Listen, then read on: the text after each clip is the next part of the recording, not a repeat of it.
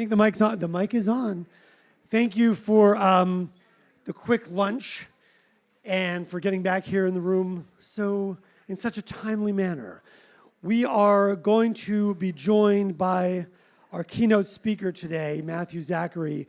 He's the founder of We, the Patients. Matthew is one of the most recognized and respected voices of the modern patient movement. Diagnosed with brain cancer at the age of 21, he turned survival into a 30-year career, reshaping how patients, caregivers, and industry intersect.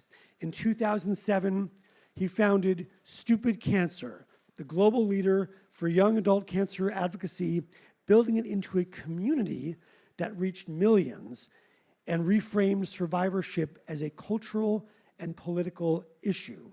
Today, Matthew leads We the Patients, a first-of-its-kind hybrid media and advocacy platform, mobilizing the country's 19 million cancer survivors and 35 million caregivers into a national patients' rights movement. His initiatives span corporate partnerships, legislative campaigns, and a forthcoming Cancer Patient Protection Act. I would love to invite Matthew to the stage to address this amazing crowd.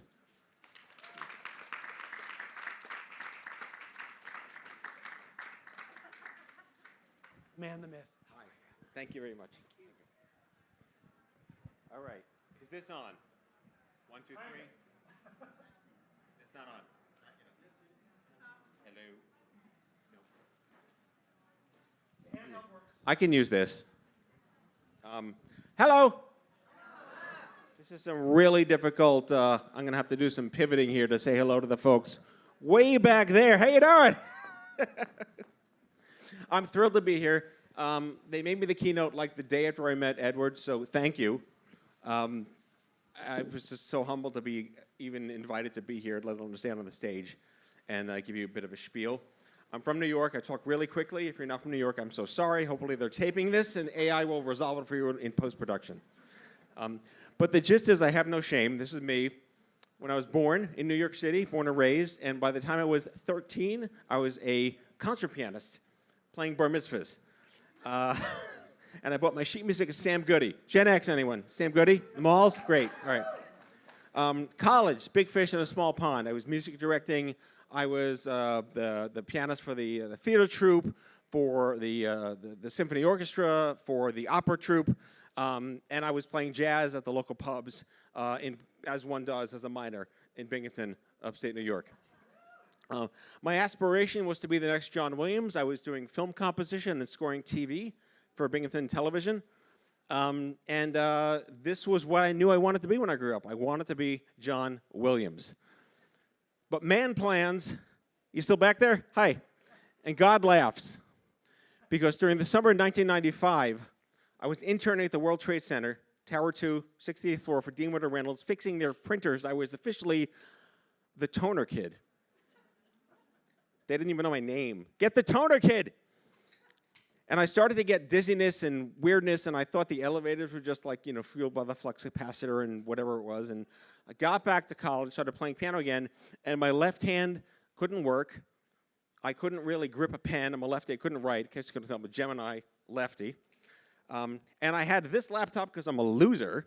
And thankfully, that trackpad, the trackball, remember trackballs? Helped me actually do things because I couldn't type with my left hand. So, of course, then I couldn't really play piano. I just pulled the Amadeus and switched my hands as one tries to do.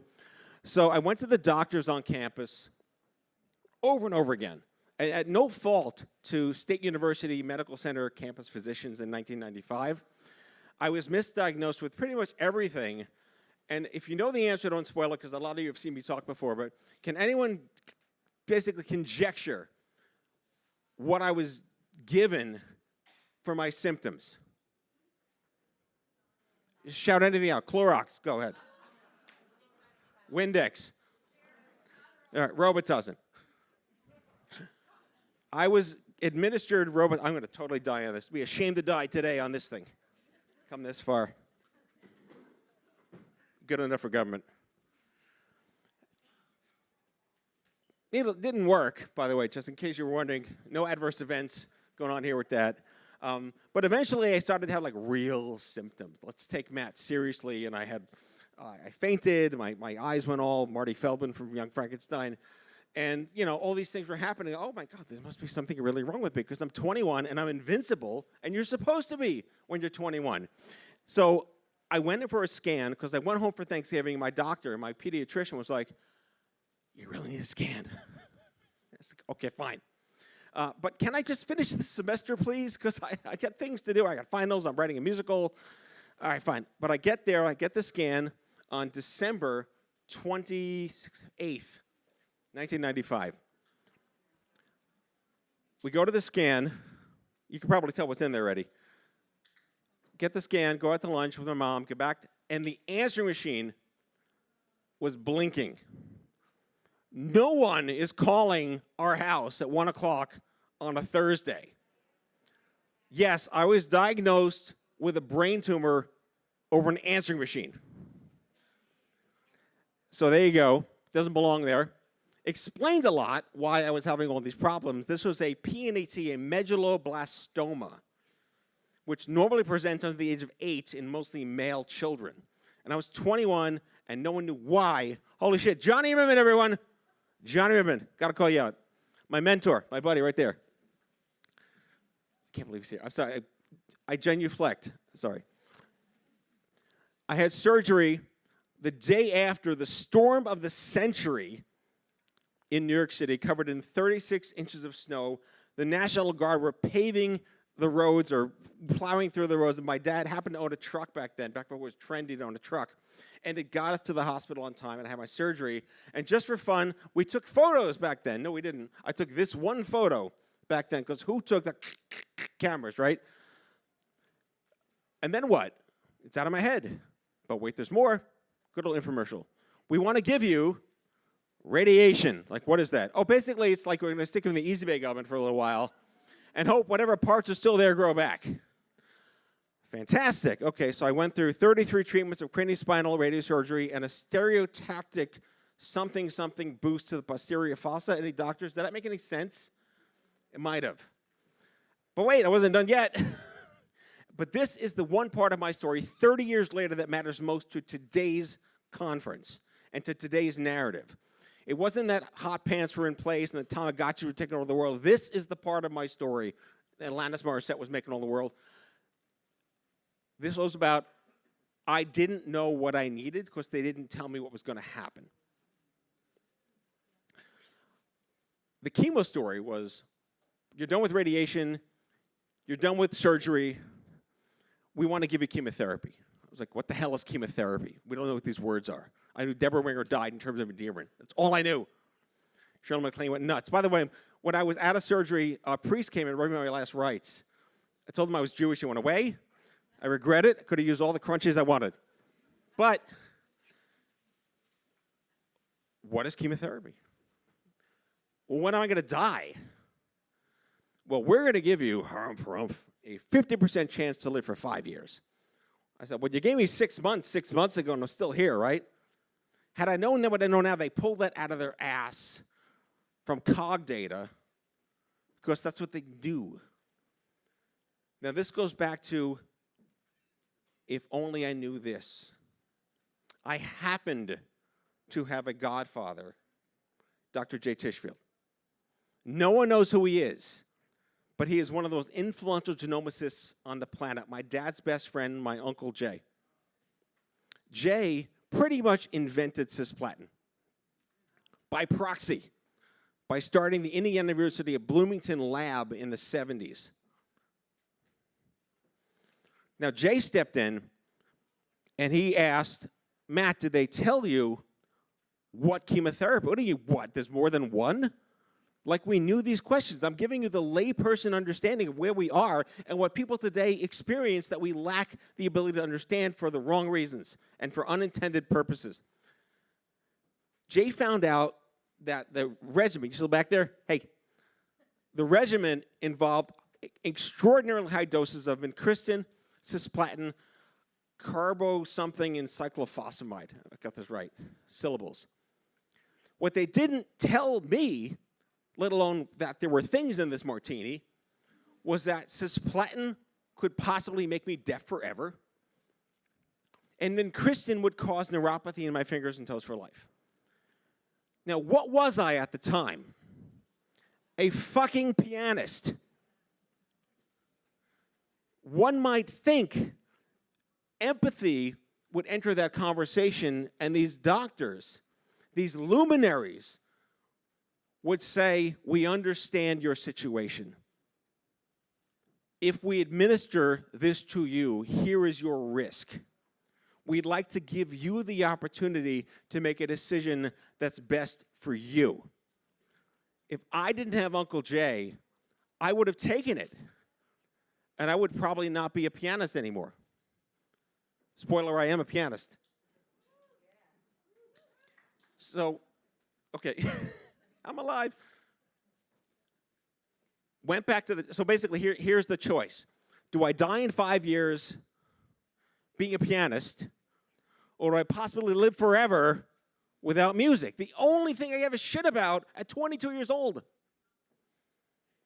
And this is what I had to think about. This is what my 49-year-old uncle, and I'm 51, being the age my uncle was, telling his 22-year-old godson, you'd rather die in 5 years and sticking true to who you are and who I know you are and who I raised you to be. So basically, let's say, go fuck yourself. And I walked out, and it was my last day as a cancer patient, but the whole point is we sat down with these oncologists, and I said to them, I would rather not have chemotherapy and possibly rehabilitate my hands and hear, and they got angry.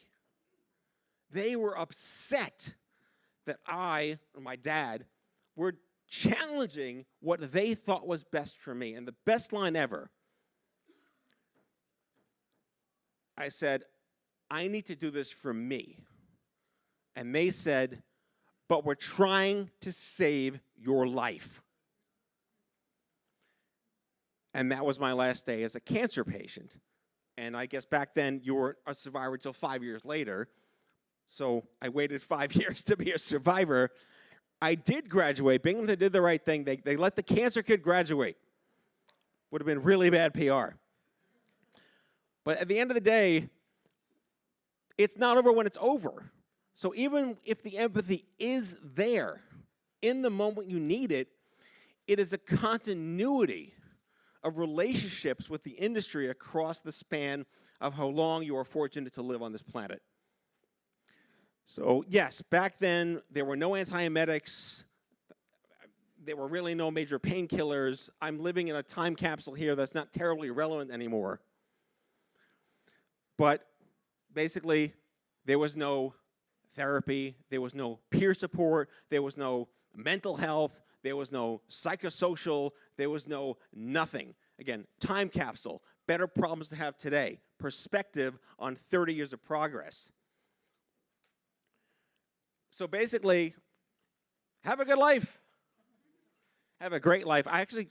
Another photo we took of me in the summer of '96, I went on vacation. And there's a really great photo of how I felt that summer. And here it is. I lost my life, but I didn't die. My friends went off to grad school, and I was stuck at home back in my parents' bedroom when I was supposed to be in LA being mentored by Hans Zimmer. I'm going to fast forward now and talk really quickly because it gets down to what really got me into the space. It was what I didn't know I needed to do and be, and it took 7 years to meet my first cancer buddy. And his name is Craig. Now, Craig, you talk about like Tinder for cancer, right? This guy was bald, Jewish, from New York, brain tumor, in his 20s, went to Binghamton, was in my a cappella group, and I didn't know him. On date 1, and he sucked me into this rabbit hole of how would you like to be a cancer advocate? And I said, what the fuck is a cancer advocate? This is 2003. But that led me to realize that I could do something with the crap that happened to me. I should also mention that my plan B, when I didn't go to grad school, was I spent 10 years at Omnicom. So I lived and breathed in Doritos land on brand and populism and marketing and psychography and demography and jargon, PowerPoint bullets here and there. So I understood what it meant to build a movement where there's no demand market. No one goes to Cancer University to say, I can't wait to get sick and be part of the club. But how do you build something that is something people wish they knew they needed, that they want to be there for? And I base this off of my relationship with Livestrong, where I was incubated to become the voice of young adult cancer. And someone somehow put a microphone in front of my face in 2007 and said, here, talk to the internet. I said, what the hell's the internet? This is a real photo. ABC came to my second bedroom in 2007 when I was kicking off the first ever, wasn't called a podcast, live internet talk radio web stream. You're welcome. So I inadvertently became the world's first healthcare podcaster on a 56K dial-up stream that was live. Remember live? You had to wait 30 years to watch Friends again. Live. And now today I'm still in the air. Got a top show out of patience. I'm very Rogan. I tape live in my studio. You're all welcome. But you got to be in New York. I curse a lot. So if it affects your PR or your agency's comm strategy or your compliance issues, I apologize in advance. I've had the privilege of living just an extraordinary, unordinary life. And Stupid Cancer became a juggernaut, international well-known brand in a tiny shot glass that has helped empower millions of people of all ages. And it helped set the path for standards of care and guidelines as best practices and ethics and community organizing and disciples. And I'm so proud of the legacy that I've left that I stepped down 6 years ago. It is still the most successful AYA organization on the planet. And if you don't know about it and you know someone that needs it, they're still there. But at the end of the day, what matters most is advocacy only matters because if we didn't do it, it would never get done. Sisyphus was right. You got to keep pushing that boulder up because if you didn't do it, it didn't go. Which gets me to the whole point of gratitude. I don't know how I'm here. I don't know. Maybe some of you don't know how the weather we got here somehow. Just walk toward the river and don't jump in should be the directions to get to this place.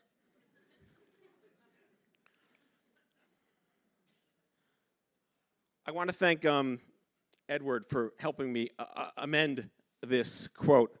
If any of you know Zubin Damania, Z-Dog MD, he had a great quote. He said, if you want to be a thought leader, you have to have some thoughts. But then Edward's like, oh, or ChatGPT. Fake it till you make it.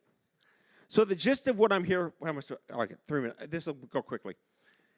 I'm here to explain not that it's a dumpster fire, but why it's a dumpster fire, and how industry can truly pivot towards better capital returns. Words, John is like, Matt's saying these words? Yes, because empathy is a growth strategy.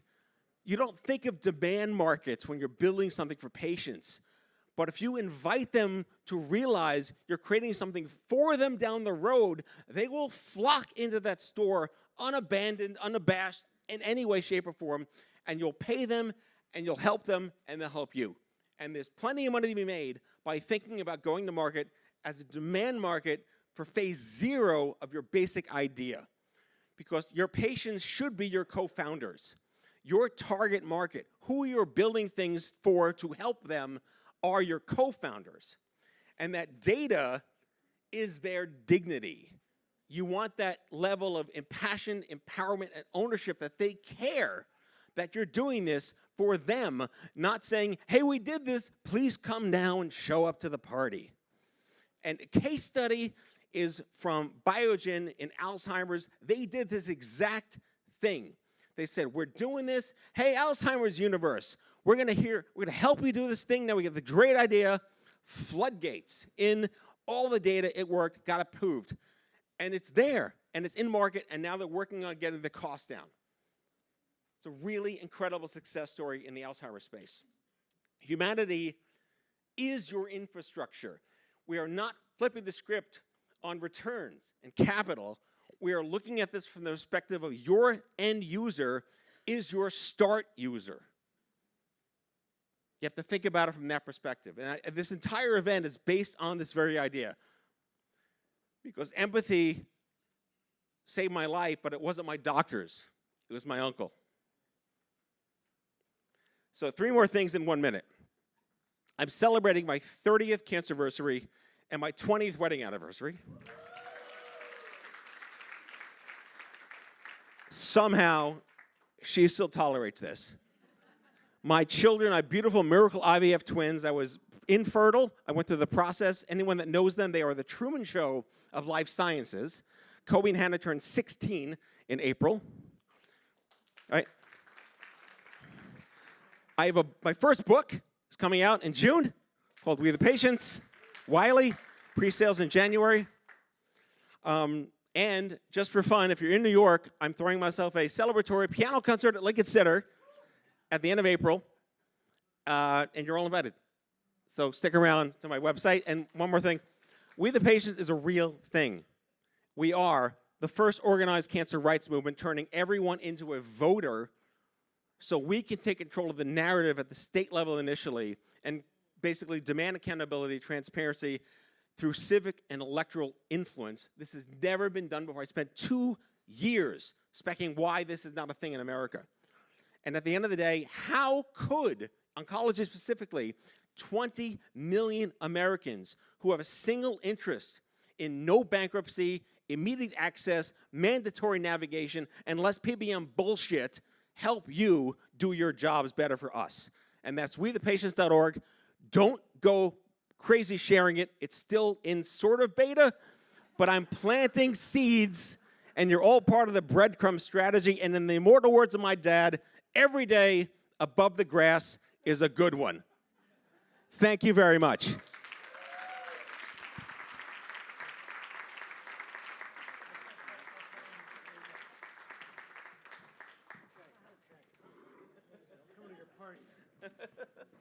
You know, next year we're going to find a speaker who's entertaining and engaging and inspiring. We'll settle for you, though, this time. Thank you. That was amazing. Amazing. Thank you, Matthew. Thank you.